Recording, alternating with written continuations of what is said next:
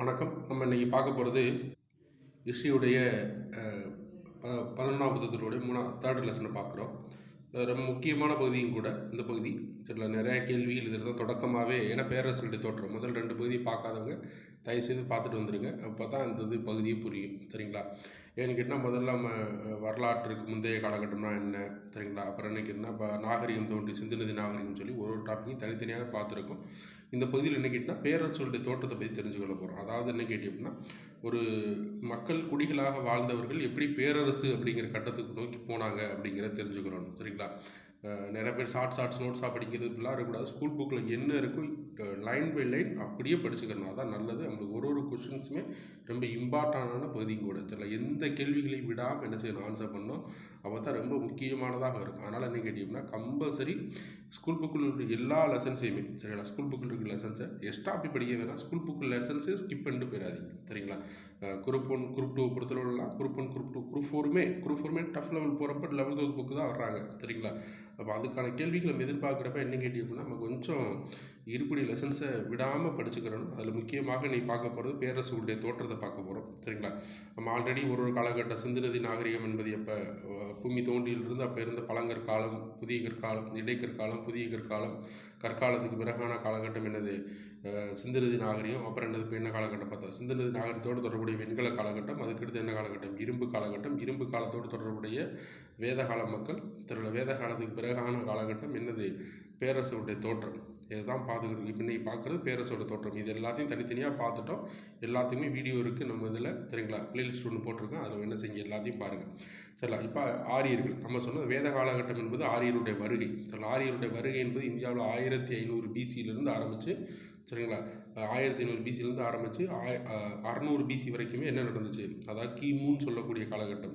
சரிங்களா, பொது ஆண்டுக்கு முந்தைய இப்போ இருக்கிறது பொது ஆண்டுக்கு முந்தைய காலகட்டத்தில் இந்த காலகட்டம் 1500லேருந்து 600 இடைப்பட்ட காலகட்டம் வேதகால மக்களுடைய காலகட்டமாக அறியப்படுது.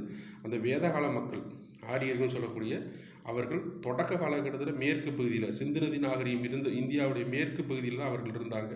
கொஞ்சம் கொஞ்சமாக மேற்கு பகுதியிலிருந்து இந்தியாவுடைய என்ன செஞ்சிட்டாங்க, எல்லா பகுதிகளுக்குமே என்ன செஞ்சாங்க, பரவ ஆரம்பித்தாங்க. அதான் சொல்கிறாங்க, கிழக்கு நோக்கி இடம்பெயர தொடர்ந்தாங்க. இந்தியாவில் கிழக்கு பகுதினா அப்படியே உத்தரப்பிரதேச பகுதியில் நோக்கி முழுவதுமாக இடம்பெயர தொடங்க ஆரம்பித்தாங்க.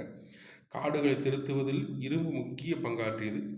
கங்கை வெளி சமவெளி பண்பும் இரும்பு கொள்முதல் பயன்பாடு வேளாண் உற்பத்தியை மேம்படுத்தின. பானை வனைதல், மர வேலைகள், உலோக வேலைகள் போன்ற கைவினை உற்பத்தி பொருள் இரும்பு முக்கிய பங்காற்றியது. இவற்றின் விளைவாக நகரமயமாதலுக்கு வழி ஏற்பட்டது.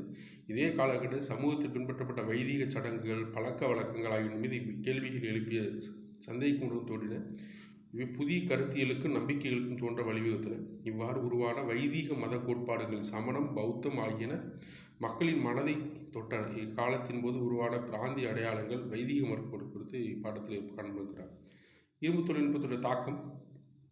இரும்புடைய தொழில்நுட்பம் எப்படி இருந்துச்சு அப்படிங்கிறார். தெற்கு பீகார், தெற்கு பீகார்னா ஆல்மோஸ்ட் கிழக்கு பகுதி வந்துட்டாங்க. இரும்பு கனிமத்தை தேடி அடைந்து அதன் ஏகபோகத்தினை நிலைநாட்டு நோக்குடைய இந்து ஆரியர்கள் இந்தியாவுக்கு வந்த ஆரியர்கள் கிழக்கு நோக்கி இடம்பெயர்ந்தார்கள். மகத அரசு அரசியல் மேலாதிக்கம் பெறுவதற்கு இரும்பு வளமே காரணம். அப்படியே கேட்பாங்கப்பா. தெரியல, மகதத்தில் தான் முதல் பேரரசு தோன்றியது. தெரியல, மகத பேரரசு தோன்றியதுக்கான காரணம் என்ன அப்படின்னா இரும்பு தான் மெயின் ரீசனு. கங்கை வடிநில பகுதி தெரியும், கங்கையுடைய ஆறு இப்படி போச்சு அப்படிங்கிறது தெரியும் நமக்கு. உத்தரப்பிரதேசம் முழுக்க, பீகார் முழுக்க, சரிங்களா, வெஸ்ட் பெங்காலில் போச்சு. அந்த தான் குறிப்பிட்றாங்க. கங்கை வடிநில பகுதியில் நிலப்பரப்பு வெகுவாக விரிவடைய இரும்பு கோடாரிகளும் இரும்பு கலப்பைகளும் வழிவகுத்தன. RS சர்மா குறிப்பிடாரு. இவர் சொன்னது TD கோசாம்பி அப்படிங்கிறவர். இங்கே பாருங்க, காடுகள் அழிக்கப்படவும் உபரி வேளாண்மை உற்பத்தி ஏற்படவும் இரும்பு கோடாரிகளும் இரும்பு கலப்பைகளும் காரணம் என்பது கட்டுக்கதை. ஏனெனில் 16-17ஆம் நூற்றாண்டு வரை கூட கங்கை சமவெளி அடர்ந்த வடப்பகுதி இருந்தது. அதாவது காடுகள் அழிக்கப்படுறதுக்கு வேளாண்மை காரணங்கள்லாம் இரும்பு தான் காரணம் சொல்கிறாங்க. அப்படி இல்லை.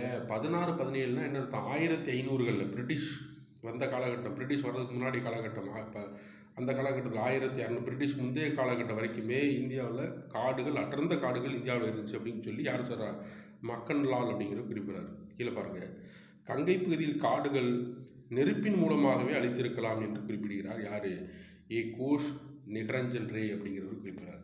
இதெல்லாம் இரும்பு தொழில்நுட்பத்தை பற்றி ஒரு விதமான, ஏன்னா இரும்பு தான் ஒரு பேரரசு தோன்றுவது காரணமாக இருந்துச்சு. போர் செய்வதற்கு, காடுகளை அழிப்பதற்கு, நிலங்களை உழுது வேளாண் நிலங்களாக மாற்றுவதற்கு எல்லாத்துக்கும் என்ன பயன்பட்டது, இரும்பு முக்கியமான காரணமாக அமைந்தது. சான்றுகள் இந்த பேரரசுடைய தோற்றத்தை பற்றி தெரிஞ்சு கொள்வதற்கான சான்றுகள் என்ன கேட்டால் நமக்கு ராமாயணம், மகாபாரதம், இதிகாசங்கள், தர்மசாஸ்திரங்கள், திரிபீடங்கள், ஜாதக கதைகள் போன்ற சமண நூல்கள், அர்ரியன் போன்ற கிரேக்கர்களின் குறிப்புகள் ஆகியவை கால இலக்கிய சான்றுகள், தொல்லியல் சான்றுகள் உறுதிப்படுத்த உள்ளன.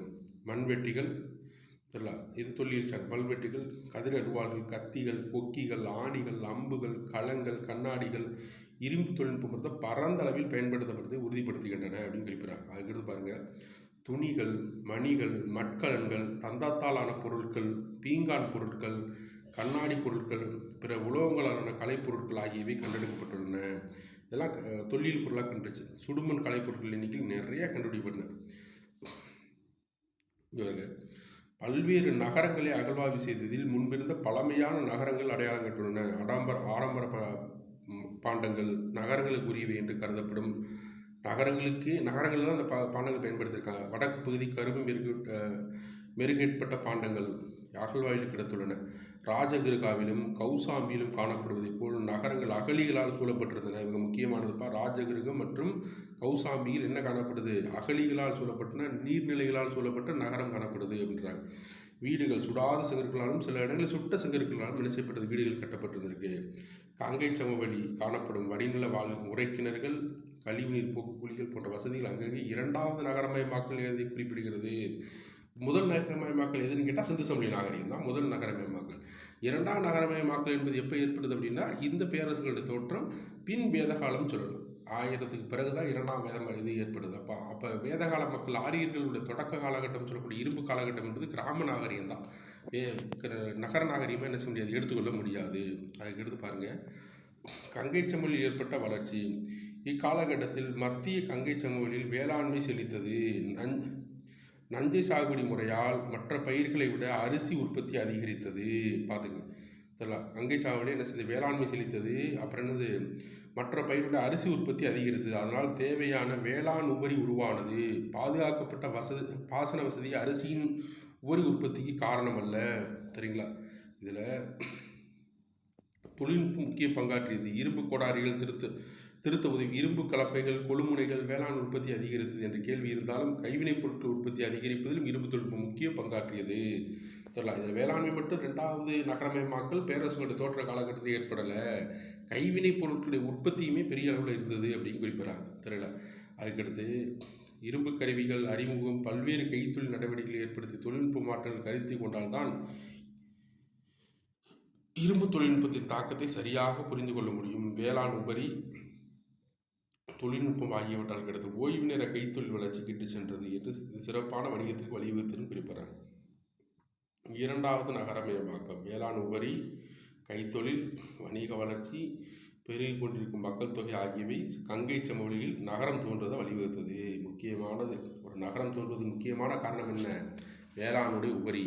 சரிங்களா, அப்புறம் என்னது, கைத்தொழில், வணிக வளர்ச்சி, பெருகி கொண்டிருந்த மக்கள் தொகை கங்கை சமவெளிகளில் இரண்டாம் நகரமயமாக்கல் அங்கங்கு தோன்ற ஆரம்பிச்சிச்சு அப்படின்னு குறிப்பிட்றாங்க. இந்திய வரலாற்று இரண்டாம் முதலாவது நகரமயமாக்கல் ஹரப்பா நாகரிகம். ஆல்ரெடி தான் பார்த்தா தான் குறிப்பிட்டிருக்காங்க. தெரியல, ஹரப்பா நாகரிகம் தான் என்னது, முதலாவது நாகரிகம், முதலாவது நகரமயமாக்கல் அப்படின்னு சொல்லி குறிப்பிட்றாங்க. இதில் இங்கே வாங்க, ராஜகிருகம், சிராஸ்வதி, கௌசாம்பி, சம்பா போன்றவை அரசு நிர்வாக மையங்களாக இருந்தது. அப்படின்னா என்ன கேட்டால் மன்னர்கள் ஆட்சி செய்த பகுதிகள். ராஜகிருகம் தான் மகதத்துடைய தலைநகராக இருந்தது.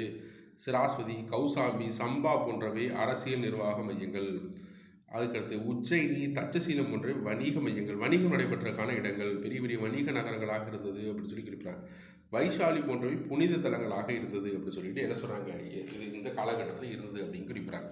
நல்லா புரிஞ்சுங்க. சரி, இது எந்த காலகட்டம் அப்படின்னா பின் வேத காலம் சொல்லக்கூடிய 1000 BC 1000, அதாவது கிமு 1000 ஏற்பட்டது அப்படின்னு சொல்லலாம். அப்போ எந்த காலகட்டம் அப்படிங்கிறத நம்ம புரிஞ்சுக்கொள்ளணும். அதுக்கடுத்து ஜனப்பதங்கள் இருந்து மகா ஜனப்பதங்கள் எப்படி தோன்றுச்சு அப்படின்னு குறிப்பிட்றாங்க. ஜனப்பதங்கள் வந்து பின் வேத காலத்தில் 1000 வம்சாவளியின் அடிப்படையில் இனக்குழுக்கள் அரசியல் இருந்து இனக்குழுக்கள் சின்ன சின்ன குடும்பம் தான் இனம். என்னுடைய இனம் சொல்லக்கூடிய குடும்பம் பேரரசாக தோற்றப்பெற்றது. அதுதான் இங்கே பார்க்க போகிறோம். சரிங்களா, இதன் இனக்குழுக்கள் பல்வேறு பகுதியில் நிலையாக தங்க ஆரம்பித்தது. ஒரு இனக்குழு ஒரு இடத்துல தங்க ஆரம்பிச்சுன்னு அந்த மக்களின் ஆதரவு ஜனத்திடமிருந்து இனக்குழு ஜனப்பத்திற்கு மாற ஆரம்பித்தது. அந்த ஜனத்திட்ட இருந்து, ஜனம்னா மக்கள், அவங்ககிட்ட இருந்து ஒரு தலைவர், சில பெரிய ஊர், பெரிய கொஞ்சம் கொஞ்சமாக ஜனப்பதம் எனும் சொல்லுக்கு இனக்குழு காலை பதித்த இடம் என்று பொருள். ஒரு இனக்குழுக்கள் தான் ஜனமாக மாறியது. அந்த ஜனம் தான் என்ன மாறிச்சு, இனக்குழுடைய ஒட்டுமொத்த ஜனப்பதமாக மாறியது. ஜனப்பதங்கள் வளங்களும் அரசியல் மேலாதிக்கத்தை ஒன்றோடு ஒன்று சண்டையிட்டு கொண்டு ஒரு ஊரோடு என்ன செஞ்சாங்க, சண்டையிட்டாங்க. நான் பெருசா நீ பெருசான்னு சொல்லி தமது பகுதி ஜனப்பதங்களை தமது அதிகாரத்தினையும் கொண்டு வந்தன. இப்படிப்பட்ட ஜனப்பதங்கள் மகா ஜனப்பதங்களாக மாறியது. இப்போ ஒன்று சண்டை போச்சா, இப்போ ரெண்டே சேர்ந்துருச்சா, இது ரெண்டு பேர் சேர்ந்து இன்னொருத்தர் அடிச்சா, இப்படியே மாறி மாறி மாறி மாறி ஒன்று சேர்ந்து என்னாச்சு, ஜனப்பதங்களாக. ஃபஸ்ட்டு ஒரு இனக்குழு, அந்த இனக்குழு தான் ஜனம் அப்படி சொல்லக்கூடியது. இந்த ஜனம் ஒன்றொரு ஜனமும் என்ன செஞ்சுக்கிட்டு சண்டை போட்டுச்சு, அரசியல் மேலாதிக்கிறதுக்காக சண்டை போட்டாங்க. இவங்கெல்லாம் சேர்ந்து ஜனப்பதமானாங்க. இந்த ஜனப்பதம்லாம் சேர்ந்து மகா ஜனப்பதங்களாக மாறியது அப்படின்னு சொல்லி குறிப்பிடாங்க. இதில் ஒரு நாட்டின் நிலம், மக்கள், அரசாங்கம், இறையாண்மை ஆகிய முக்கிய கூறுகள் இவை அனைத்தும் கூறுகளும் மகா ஜனப்பதங்களில் காணப்பட்டன. மகா ஜனப்பதங்கள் மக்களை ஆண்ட பிரதேச முடியரசுகள் உருவானதை பிரதிபலிக்கின்றன. அரசாங்கத்திற்கு அரசர் தலைமை தாங்கினார், அவருக்கு மையப்படுத்தப்பட்ட நிர்வாகம் உதவியது. அதாவது மகா ஜனப்பதங்கள் சொல்லக்கூடிய பேரரசுகள் தோன்றிச்சு, அது அரசர் என்ன செஞ்சார், தலைமை தாங்கினார், அவருக்கு ஒரு நிர்வாகம் உதவியதுன்றாங்க. அரசர் இறையாண்மையுள்ள ஆட்சியாளராக இருந்தார். வேளாண்மை உபரி வரி விதித்தார், அதை மறுவிநியோகம் செய்தார். படிநிலைகளை கொண்ட சமூகத்தில் அதிகாரத்தின் மூலம் அடக்குமுறை மூலம் சட்டம் ஒழுங்கு நிலைநாட்டுவதை உறுதி செய்தார். இக்கூறுகள் கங்கை சமவெளியில் அரசுகள் உருவாவதை குறிக்கின்றன அப்படின்னு குறிப்பிடாங்க. அப்போ கங்கை சமவெளிகளில் தான் அந்த பேரரசுகள் உருவாகியது. நல்லா நான் வச்சு, கங்கை சமவெளி தான் பேரரசு. அப்போ 16 மகா ஜனப்பதங்கள் இருந்தது. சரிங்களா? புராண பௌத்த சமண மரபு சான்றுகள் படி 16 மகா ஜனப்பதங்கள் இருந்தது. பார்த்தோம்ல, மகாபாரதம், ராமாயணம் போன்ற புராணங்கள்லாம் சான்றுகள் சொல்லி பார்த்தோம்ல, அதன் அடிப்படையில் 16 மகா ஜனப்பதங்கள் என்ன செஞ்சு வட இந்தியாவில் இருந்ததாக குறிப்பிடுறாங்க. காந்தாரம், காம்போஜம், அஸ்மகம் இதான் தெற்கில் இருந்தது. தென்பகுதினா கொஞ்சம் மத்திய இந்தியான்னு சொல்கிறோம். பத்தசம், அவந்தி, சூரசேனம், சேதி, மல்லம், மகதம், கோசலம், காசி, அங்கம், வச்சி அல்லது விரட்சி, மத்தியசம், பாஞ்சாலம், குருன்னு சொல்லி 16 மகா ஜனப்பதங்கள் இந்தியாவில் இருந்தது. அதில் அந்த 16 மகா ஜனப்பதங்களும் மாப்பிள்ள அப்படியே கொடுத்துருப்பாங்க பாருங்கள். 16 மகா ஜனப்பதங்களும் இந்த காம்போஜம், காந்தாரம், குரு, பாஞ்சாலம் இதெல்லாம் கங்கை சமவெளி. இதுதான் முழுவதுமாக கங்கை சமவெளின்னு சொல்லலாம். சரிங்களா? அது இந்த கீழே அஸ்மகம், கீழே அவந்தி, சேதி, வத்தசம், காசி, மகதம் இதான் பீகாரில் இருந்தது. மகதம் முக்கியமான பேரரசாக மாறியது. மகதம், அங்ககம் தெரியலாம், இதெல்லாம் முக்கியமாக விருச்சி போன்ற 16 மகா ஜனப்பதங்கள் இருந்ததை பற்றி என்ன செய்து வரலாறுகள் குறிப்பிடுது. நிறையா புராணங்களும் இதிகாசங்களும் நமக்கு சொல்கிறாங்க. அதிகாரங்கள் தன்மையை பொறுத்து இதில் மகா ஜனப்பதோட அரசு அதிகாரத்தின் தன்மையை பொறுத்து கனசங்கங்கள் என்றும் குடித்தலைமை ஆட்சி என்றும் பிரிக்கப்பட்டன. நல்லா ரெண்டு தான் பிரிக்கிறாங்க. ஒன்று கனசங்கம், இந்த மகா ஜனப்பதங்கள் 16 2 டைப்பாக பிரிக்கிறாங்க. இப்படி ஒன்று கனசங்கம், இன்னொன்று என்ன கேட்டி அப்படின்னா குடித்தலைமை. கங்கை சமவெளியில் முந்தைய நாடுகள் ஜனப்பதங்கள் என்று அழைக்கப்பட்டன. அவற்றில்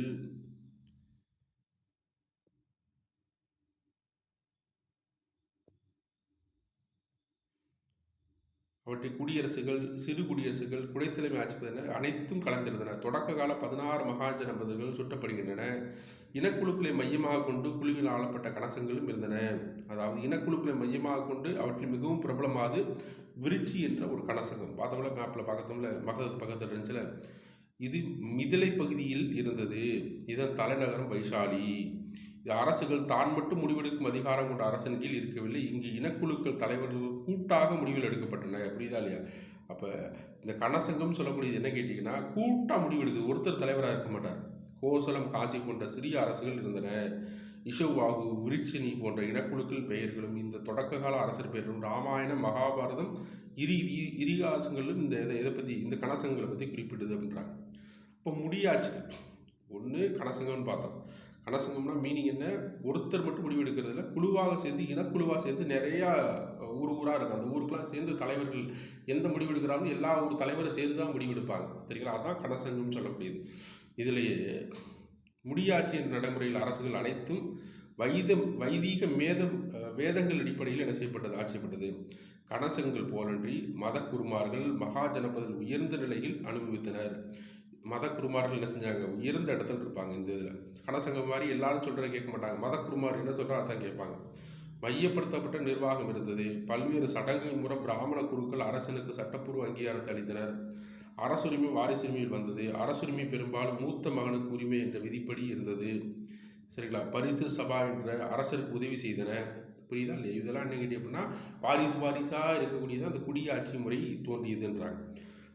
வேளாண்மை உபரி அரச நிலவரி மூலம் சில வரிகளை மூலம் பெற்றுக்கொண்டார். வேளாண் நிலத்தின் மீது பலி என்று எனப்பட்டது. உற்பத்தியின் ஒரு பங்காக வரி பாகா என்று அழைக்கப்பட்டது. வேளாண் நிலத்தின் மீது வரி பலி, உற்பத்தியில் ஒரு பங்கு. இவ்வளவு நிலம் வச்சுருந்தா பலி வரி கட்டணும். சரிங்களா? அதில் விளையக்கூடிய பயிருக்கு பாக வரி கட்டணும். பாகா வரி கட்டப்பட்டது.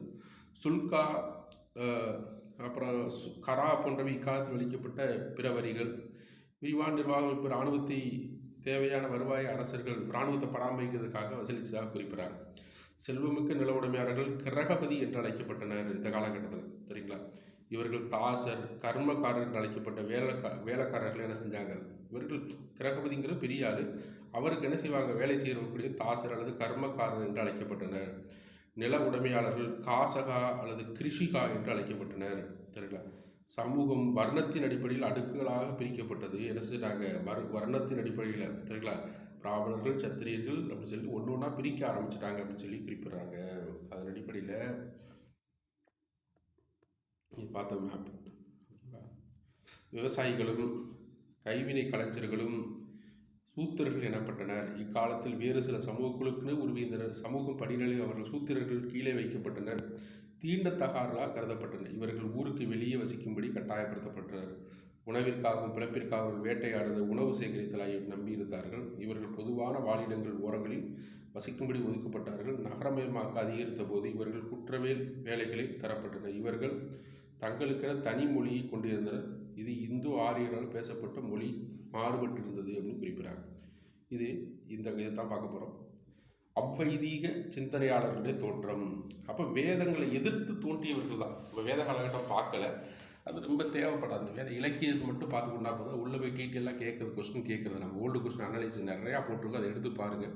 அதில் பார்த்தாலே தெரியும் எந்த ஏரியாவில் கொஸ்டின் டச் பண்ணுறாங்களோ அந்த ஏரியாவை தான் நம்ம என்ன பண்ணுறோம், ரிப்பீட்டடாக பார்த்துக்கிட்டு இருக்கோம். சரிங்களா? பொது ஆண்டுக்கு முந்தைய 6ஆம் 5ஆம் நூற்றாண்டுகளில், சரிங்களா, 6 மற்றும் 5ஆம் நூற்றாண்டுகளில் ஒரு கவனிக்கத்தக்க விஷயம் என்ன கேட்டி அப்படின்னா,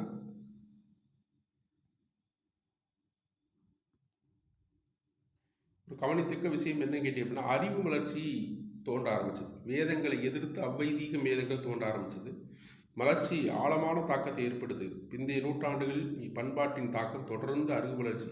ஃபஸ்ட்டு பார்த்தது பேரரசுகளுடைய தோற்றத்தை பற்றி பார்த்தோம், எப்படி பேரரசுகள் தோன்றியது அப்படிங்கிறத பார்த்தோம், அதில் எப்படி இப்படிலாம் இருந்தாங்கன்னு சொல்லி பார்த்தோம். இப்போ பார்க்க போகிறது மதங்களுடைய தோற்றம். வேத மதம் என்ற மதம் எப்படி இருந்தது, இதனால் ஏற்பட்ட ஒரு தாக்கத்தை தான் பார்க்க போகிறோம். சரிங்களா? சில வைதீக சிந்தனையாளர்கள் வேள்விக்கு உட்படுத்தியதன் விளைவாக அறிவு வளர்ச்சி தோன்றியது.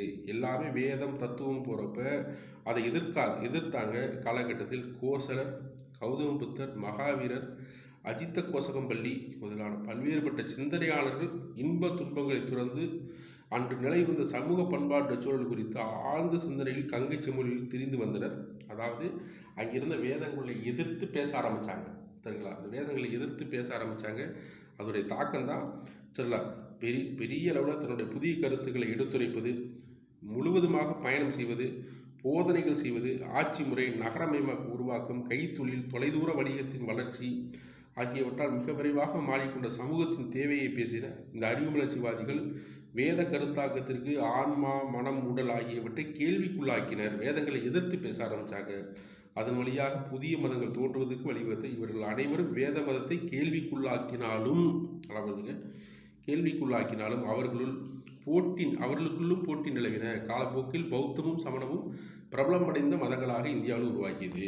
இந்த வேத மதங்களை எதிர்த்து அவர்கள் செய்த சடங்குகள் போன்ற விஷயங்கள்லாம் பெரிய அளவில் எதிர்த்து பிரச்சாரம் செய்து போதனைகள் செய்து உருவான மதங்கள் தான் என்னது, சமணம், பௌத்தம். நிறையா இருந்துச்சு. காலப்போக்கில் எல்லாம் அழிஞ்சு போச்சு. சான்றுகள் எதுவுமே இல்லை. நிலைத்து நிற்கக்கூடிய முக்கியமான ஒன்று என்னது, சமணமும் பௌத்தமும். அறிவு வளர்ச்சிக்கான காரணங்கள். பொது ஆண்டு 6ஆம் நூற்றாண்டு ஆல்ரெடி சொன்னேன், கிமு 600 அல்லது BC 600 ஞாபகம் வச்சுக்க, கிறிஸ்து பிறப்புக்கு முன்பு. இதில் தான் இந்த புதிய மதங்கள் தோற்றத்துக்கு காரணமாக வந்தது. காரணம் என்னன்னா, அரசு உருவாக்கம், வேத மதத்தின் கடுமையான சிந்தனை செயல்களுக்கு சுதந்திரம் கட்டுப்படுத்தப்பட்டது, மத நம்பிக்கைகளுக்கு எதிரான கிளர்ச்சிகள் உருவாகியது. இந்த அரசுகள் உருவான பிறகு மதக்குருமார்களுடைய ஆதிக்கம் சிறந்த பிறகு அந்த ஆதிக்கத்தை எதிர்த்து சில பேர் பேச ஆரம்பித்தாங்க. அதுதான் இது என்னது, இந்த மதங்களுடைய தாக்கம். அதில் பாருங்கள், ஒரு தகவலை சொல்கிறாங்க. நம்முடைய துணை குடியரசுத் தலைவர், முன்னாள் குடியரசுத் தலைவர், துணை குடியரசுத் தலைவர் இருப்பார். மக்களின் அறிவுசார் ஆர்வத்தை அடக்கும் முயற்சிகள் மேற்கொள்ளப்படும் போது அவர்கள் மனம் அதற்கு எதிராக கிளர்ச்சி செய்கிறது. தவிர்க்க முடியாத எதிர்வினைகள் எல்லாவிதமான முறை சார்ந்த அதிகாரங்களை பொறுத்து கொள்ள இயலாத தன்மையாக வெளிப்படுவது. அது சடங்கு ரீதியான மதத்தின் கட்டுப்பாட்டால் காலங்காலமாக ஒடுக்கப்பட்ட வாழ்விலிருந்து ஆவேசமாக விடுபடும் உணர்வு உள்ளது. இது இந்திய தத்துவ மேதை முன்னாள் குடியரசுத் தலைவருடைய ராதாகிருஷ்ணனுடைய ஸ்டேட்மெண்ட். சரிங்களா? இதில் பாருங்கள், எதனால் அந்த புதிய இது தோன்றிச்சுன்னு சொல்கிறாங்க. பிரதேச அடையாளங்களின் தோற்றம், சமூக பொருளாதார அரசியல் மாற்றங்கள், ஏற்கனவே நிலவிய சமூக அமைப்பை பற்றிய கற்பனையிலிருந்து வெளிவந்த அதிருப்தியுடன் இருந்த மேட்டுக்குடி மக்கள் அவற்றை எதிர்த்து மகதம், மத்தியம், கங்கை சமவெளி செழித்து வளர்ந்த இந்த அவைதீக மதங்கள் நோக்கி நகர்ந்தன. மதம், வேத மதம் சமூகத்தின் அனைத்து பகுதியினரிடம் ஊடுருவிக்கவில்லை. எனவே புதிதாக உருவாகி வந்த மதங்களை பின்பற்றுவது மக்களுக்கு கடினமாக இருந்தது. நகரமயமாக்கல், வணிகம் விரிவாக்கம் ஆகியவற்றின் காரணமாக வணிகர்கள் போன்ற வங்கியாளர்கள் ஒரு புதிய வர்க்கம் உருவானது. நமது பொருளாதார தகுதி நிலைக்கு இணையான சமூக நிலைக்கு கோரியது. ஆசிரமங்களாக பிரிக்கப்பட்ட வாழ்க்கை முறை, பிராமணர்களுக்கு மட்டுமே வேதங்கள் அணிவிக்கப்பட்டிருந்தது. சொல்லலாம், சிலதெல்லாம் பிராமணர்களுக்கு மட்டுமே சொல்லி இருந்துச்சு. அதை தான் என்ன செஞ்சாங்க, எதிர்க்க ஆரம்பித்தாங்க. அதை தான் குறிப்பிட்டு சொல்கிறாங்க. தெரியல, அது தங்களுக்கு அனுமதிக்கப்படவில்லை என்பது சத்திரிகள் மனக்குறையாக இருந்தது. வைதீக மதங்கள் ஓரிடத்தில் நிலை கொள்ளாமல் திரிந்த துறவிகளும் போதகர்களும் பல சீடர்களை ஈர்த்து பல்வேறு மத பிரிவுகளை உருவாக்கினார்கள். வைதீக அறவொழுக்கத்தை மறுத்தல், வேதத்தை எதிர்த்தல், அறவொழுக்கத்தை வலியுறுத்தும் சட்டங்கள் மதிப்பதற்கான தேவை இறையாற்றல் நீக்கிவிட்டது என நம்பிக்கை. பொருள் முதல்வாதம், ஊழ்வினை கோட்பாடு. ஊழ்வினை கோட்பாடுனா என்னது? ஊழ்வினை கோட்பாடு, நாம் என்ன தீமை செய்கிறோமோ தீமை கண்டிப்பாக நடக்கும், நன்மை செஞ்சால் நன்மையும் நடக்கும் அப்படிங்கிறது தெரியல. அதான் ஊழ்வினை கோட்பாடு, பொருள் முதல்வாதம் அப்படிங்கிறதெல்லாம் இதெல்லாம் அவ்வைதீக மதங்களுடைய கோட்பாடுகளாக இருந்தது. தத்துவங்கள் சனாதன வேத மதத்தை எதிர்த்த வைதீக மதங்கள். இவற்றில் பல மதங்கள் அக்காலகட்டத்தில் நடைமுறைக்கு வந்தன. சமண பலசுத்தா என்ற பௌத்த நூல், அஜாத் சுத்து என்ற பேரரசு பௌத்த மதத்தை தோற்றுவித்த கௌதம புத்தரை சந்தித்து பற்றி கூறுகிறது. மிக முக்கியமான தகவலுங்க. சொல்லலாம், சமண பலசுத்தா அப்படிங்கிற, சரிங்களா, சமண பலசுத்தா என்ற பௌத்த நூல் அஜாத் சத்ரு என்ற பேரரசர் பௌத்த மதத்தை தோற்றுவித்த கௌதம புத்தரை சந்தித்ததை பற்றி என்ன செய்து நமக்கு தகவல்களை தருகிறது அப்படின்னு குறிப்பிட்றாங்க. சரிங்களா? அப்போ என்ன காரணம், பௌத்த மதத்துடைய தோற்றத்தை பற்றியான தகவல்கள் என்ன செய்து இந்த சமண பலசுத்தா என்ற பௌத்த நூல் நம்மளுக்கு என்ன செய்யுது, தகவல்களை தருது அப்படின்னு குறிப்பிட்றாங்க. அது மட்டும் இல்லாமல் பல்வேறு மதப்பிரிவு தலைவரான புராண கசபர், மக்காளி கோசலர், அஜித்த கோசம்பள்ளி, பகுத கச்சாயனர், சஞ்சய புலபுத்தர், நிகடபுத்தர் என்னும் மகாவீரர் ஆகியோரோடும் அஜாசத்து தத்துவ விவாதங்கள் செய்ததாக குறிப்பிடுகிறது. நிறையா மதங்கள் இருந்துச்சு. அந்த மதத்துடைய தலைவரோட அஜாசத்து என்ன செஞ்சார், பேசியதாக குறிப்பிடப்படுது. இப்போ நீண்ட காலமாக வீடற்று தெரிந்தவர்களை, சரிங்களா, நிறையா மத தலைவர்கள் அப்போ இருந்தவங்க, உங்களுடைய வரலாறுலாம் தெரியல, நம்மளுக்கு தகவல் கிடைக்கல, நம்மளுக்கு அவ்வளோதான். சரிங்களா, தங்களுடைய நெறிமுறைகளில் தலைவர்கள் ஞானச்சேரி என்று குறிப்பிடுகிறார்கள். இந்த பிரிவு பௌத்தத்தின் முக்கிய போட்டியாக மதங்களாகும். பௌத்த மதத்தின் முக்கிய போட்டியாது. சரிங்களா, அதுவும் அஜாசத்திற்கு ஏற்றுக்கொள்ளத்தக்கதாக இருக்கவில்லை, பௌத்தம் மட்டுமே ஏற்றுக்கொள்ளத்தக்கதாக இருந்தது என்று குறிப்பிடுகிறது. நிறையா மதத்தை கேட்டு முடிச்சு அஜாசத்தர் என்ன பண்ணார் தெரியல, கடைசியாக பௌத்த மதத்தை மட்டுமே ஏற்றுக்கொண்டார் அப்படிங்கிறத குறிப்பிட்றாங்க. தெரியல, இதில் ஒரு மதம் தான் சமணம் பௌத்தம் மாதிரி ஆஜீவீகர்கள் அப்படிங்கிற ஒரு மதம். துறவிகளும் குழுக்களாக செயல்பட்டனர். அவ்வாறு குழுக்கள் ஒன்றிலிருந்து ஆஜீவம் உருவானதாக நம்பப்படுகிறது. இது தோற்றுவித்தது தனியாக இல்லை. புத்த தோற்றுவித்த கௌதம புத்தர், சமணத்துக்கு ஒரு வடிவம் கொடுத்தவர் மகாவீரன் சொல்லி பார்க்கணும். அது மாதிரி ஆஜீவிக தோற்றுவித்தது தனியாக இல்லை, ஒரு குழுக்கள் சேர்ந்து தான் உருவானது. ஆஜீவிகம் என்ற பிரிவை அதுக்கு முன்னாடி தமிழ்நாட்டில் ஆஜீவிகர்கள் மணிமேகலை, நீலகேசி, ஜீனசித்தியர் ஆகியவை ஆஜீவிக கொள்கை குறித்து குறிப்பிடுகின்றன. நீலகேசி உண்மைக்கான தேடல் இவளை புத்தரிடம் புராணரிடமும் இட்டு சென்றது. புராணம் ஆஜீவிகர்கள் தலைவர்கள் சோழர்கள் ஆஜீவிகள் மீது வரி செலுத்துவதாக கூறப்படுகிறதாக குறிப்பிட்டாங்க. சரிங்களா, இதில் பாருங்கள், இந்த மதத்தை தோற்றுவித்தவர் நஞ்சா வாச்சா என்று கருதப்படுகிறது. இவருக்கு பின் வந்தவர் கிஸ்ஸா, சம்கிகா ஆஜீவியரில் தலை சிறந்தவரும் 3வது தலைவராக இருந்தவரும் மக்காலி கோசலர் ஆவார். கோசலர் மகாவீரர் நாலந்தாவில் முதல் முறையாக சந்தித்தார். இவர்களது நட்பு 6 ஆண்டு நீடித்தது. இவர்கள் பின்னர் கோட்பாடு வேற்றுமை காரணமாக பிரிந்தனர். பின்னர் கோசலர் சரஸ்வதி அங்கு ஆலாகாலா என்ற வசதிமிக்க கொய்யவர் பெண்ணால் ஆதரிக்கப்பட்டார். இவர் புத்துயிர்ப்பு என்ற கோட்பாட்டை நம்பினார். வேத துறவிகள் பல்வேறு கடும் தவங்களை கேலி செய்து விமர்சித்தார். எதிர்பிரிவுகள் என்பதால் பௌத்தம் சமண நூல்கள் கோசலரை கெட்ட குணம் உள்ளவராக சித்தரிக்கின்றனர். தெரியல, அதாவது பௌத்தம் சமணம்னா என்ன செய்யுது, கோசலர் ஒரு கெட்ட குணம் கொண்டவர் சொல்லி சித்தரிக்கிறாங்க. போட்டி மதங்கள் தானே. ஆஜீக பிரிவின் தலைமையகமாக இருந்தது சிராஸ்வதி. நிறையா தடவை கொஸ்டின் கேட்டிருக்காங்கப்பா. ஆஜீவிகத்தின் தலைமையகம் சிராஸ்வதி. ஆஜீவியர்கள் நிர்வாணமான துறவிகள், ஊழ்வினை கோட்பாட்டை நம்பியவர்கள். ஊழ்வினை ஆல்ரெடி சொன்னேன், சரிங்களா. ஆஜீவிகர்கள் அடிப்படை கொள்கை நியாயதி விதி என்பதாகும். எல்லாமே ஏற்கனவே தீர்மானிக்கப்பட்டவை என்பதால் உலகில் எதையும் மாற்ற இயலாது. துக்கத்தை தீர்ப்பதற்கு ஒருவர் பல விரைவில் இருக்க நேரிடும் என்று கருதுவதாகும். ஆஜீவிகத்தின்படி வாழ்வில் தவிர்க்க முடியாத 6 அம்சங்கள் இருக்கின்றன. ஆஜீவிகத்துடைய கொள்கைகளில் புத்த மதத்துக்கு எப்படி ஒரு கொள்கைகள் இருக்குது, அதே மாதிரி ஆஜீவிகத்தின் கொள்கை இருக்கின்றது. லாபம் நட்டம், இன்பம் துன்பம், வாழ்வு மரணம், இதுதான் வாழ்வு அப்படிங்கிறது குறிப்பிடுறது. மகாலி கோசலுடைய மரணத்திற்கு பிறகு புராண கசபர் பகுத கச்சாயன இருபெரும் பரப்பியாளர் ஆஜீவிகத்தை இறந்து அதற்கு புத்துயிர் கொடுத்தனர். தெரியல, இதில் என்னென்ன செயல்களும் நற்கூறுகளும் தீய கூறுகளும் எதுவும் கிடையாது என்று புராண கசபர் கருதினார். செயல்களுக்கு நற்கூறு தீய கூறு அப்படிலாம் எதுவுமே இல்லை, எல்லாமே கடவுள், எல்லாமே தீர்மானிக்கப்பட்டது, எதையுமே நீ மாற்ற இயலாது அப்படிங்கிறது தான் அந்த மதத்துடைய முக்கியமான தோற்றமாச்சு. எதையும் தீமையும் நேர்ந்து விடாது என்று கருதினார். அதுபோலவே ஈகை, சுய கட்டுப்பாடு, உண்மையான பேச்சு ஆகியவற்றாலும் எந்த நன்மையும் கிட்டாது. ஏனென்றால் எல்லாமே முன்னரே தீர்மானம் செய்யப்பட்டவை. நீங்கள் சுய கட்டுப்பாடோடு இருக்கீங்க, ஒழுக்கமாக இருக்கீங்க, உண்மை பேசுறீங்க, இதெல்லாம் எல்லாமே ஒன்றும் செய்யாது வாழ்வில். அதுக்காக எந்த மாற்றமும் ஏற்படாது அப்படிங்கிறத என்ன செய்யறாங்க, குறிப்பிடாங்க. மனிதர்கள் எதையும் செயல்களால் மாற்ற முடியாது. இருக்கும் ஒரே வழி செயலின் மீதான் என்பது அவரது கருத்து.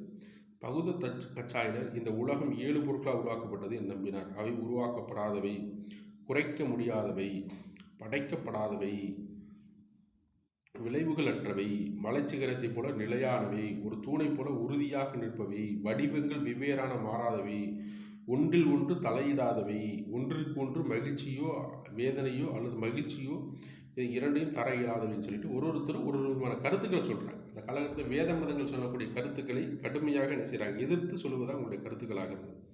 அதில் குயவர்கள், வங்கியாளர்கள் போன்ற செல்வமிக்க துறவரம் பூணாத சீடர்கள் ஆஜீவிகத்தில் இருந்தனர். பௌத்தம் சமணம் ஆகியவற்றில் ஒப்பிடும்போது ஆஜீவிகத்தின் செல்வாக்கு குறைவுதான் என்றாலும் நாடு முழுவதும் பரவி இருந்தது. நல்லா எல்லா பகுதியிலையும் பரவி இருந்தது. அஜித்த கோசம்பள்ளி கோசலத்தின் கம்பளி அணிந்த அஜித்தன் ஒரு பொருள் முதல்வாதி. அவர் ஒவ்வொரு மனிதனும் நெருப்பு, நீர், உணர்வு ஆகிய 4 அடிப்படை, நெருப்பு, நீர், காற்று, உணர்வு 4 அடிப்படையில் பொருட்களால் உருவாக்கப்பட்டவன் என்று கருதினார். இவர் ஒரு தலைவர். ஆஜீவிகத்திலிருந்து அஜித்த கோசம்பள்ளி அவர் ஒரு தலைவர். காளி கோசலர், அஜித்த கோசம்பள்ளி, பகுத கச்சாயனர் போன்றவர்கள் அந்த மதத்திலிருந்து முக்கியமான தலைவர்கள். ஒருத்தருக்கும் ஒரு விதமான இதை சொல்கிறாங்க. அவர் 6 சொன்னார், இவர் 7 சொன்னார், இவர் என்ன சொல்கிறார், 4 விஷயத்தை சொல்கிறாரு. இந்த மரணத்திற்கு பிறகு இந்த மூலப்பொருட்கள் பூமிக்கு திரும்பிவிடும்.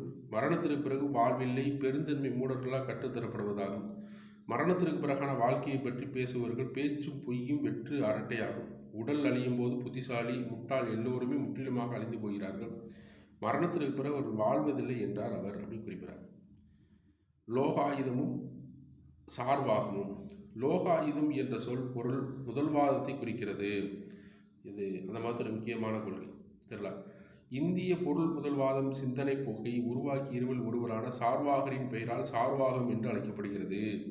தெரியல, லோகாயுதம் என்பது பொருள் முதல்வாதம், இது சார்வாகம் உருவாக்குனால சார்வாகரும் அஜித்த கோசம்பள்ளியும் இந்திய பொருள்வாதத்தை ஒரு முறையான தத்துவ முறையாக நிறுவியவர்கள் என்று சொல்லப்படுகிறது. சார்வாகர் ஐயுருவாதம் என்ற சிந்தனை மேம்படுத்தினார். அனுபவங்களின் மூலமே அறிவை தேட முடியும் என்று அவர் நம்பினார். ஒன்றும் இல்லை, லோகாயுதமோ அல்லது பொருள் முதல்வாதமோ அல்லது சார்வாகமோ ஒன்றுமே கிடையாது. இது கேட்டாங்க அப்படின்னா அனுபவத்தின் மூலம் அறிவை தேடுவது. உங்களுக்கு அறிவு வேணும் அப்படின்னா அதில் பயிற்சி செய்யுங்க, அது கிடைச்சா உங்களுக்கு கிடைச்சிடும் அப்படிங்கிறது தான் குறிப்பிடார். இப்போ பாருங்கள், அவ்வைதீக மக்களிடம் மோதல். பல்வேறு வேத மதங்கள் கடும் மோதல் நிலவின அக்காலத்தில் பல்வேறு மத குறிப்புகள் மூலம் தெரிய வருகிறது. பௌத்த சமண நூல்கள் வைதிக மதப்பிரிவுகள் பற்றி சொல்வதோடு அல்லாமல் அவற்றை சிறுமைப்படுத்துகின்றன. பகவதி சூத்திரம் என்னும் சமண நூல் மக்காலி கோசலை பற்றி தரக்குறைவாக பேசப்படுகிறது. புத்த கோசர் தனது நூலில் ஏளனம் செய்கிறார். பௌத்த ஜாதக கதைகள் இந்த துறவிகள் மின்மினி பூச்சிகளோடு ஒப்பிட்டு இவர்கள் மெல்லிய சூரியன் பிரகாசத்திற்கு முன் சிறிய மின்மினி பூச்சிகள் மாதிரி இருந்தாங்க அப்படின்னு சொல்லிட்டு குறிப்பிட்றாங்க. தெரியல, மங்கி போனதாக குறிப்பிட்றாங்க. இப்போ சமண பௌத்த நூல்கள் போட்டி போட்டுச்சு. இந்த இதெல்லாம் என்ன செய்கிறாங்க, இந்த நூல்கள் 2 நூலை குறிப்பிட்றாங்க. ஒன்று என்னன்னு கேட்டீங்க அப்படின்னா, ஒன்று நூல் வந்து பகவதி சுத்திரம் என்ற நூல் சமண நூலின் மகாலி கோசரம் தரக்குறைவாக பேசுறது. புத்த கோசரம் என்ன செய்கிறாரு, பௌத்தருக்கு முன்னாடி இதெல்லாம் ஒன்றுமே கிடையாது அப்படிங்கிறதையும் என்ன செய்கிறாரு, குறிப்பிட்றாரு. ஓகேவா? இதுதான் இங்கே சமணம் பௌத்தத்தை பற்றி. அடுத்த கிளாஸில் என்ன செய்வோம், சமணம்னா பௌத்தம்னா என்னன்னு சொல்லிட்டு அடுத்த கிளாஸில் பார்க்கலாம். ஏன்னா அடுத்த பகுதி சமணம் பௌத்தம் வந்து படிக்காமலாம் விடக்கூடாது. ஏன்னு கேட்டால் சமணம் பௌத்தம் தமிழ்நாட்டில் என்ன இருக்குன்னு தெரிஞ்சுக்கணும். அப்போ சமணம் பௌத்தம் படித்தா தான் தெரிய வரும். ஓகேவா? அடுத்த வீடியோவில் பார்ப்போம்.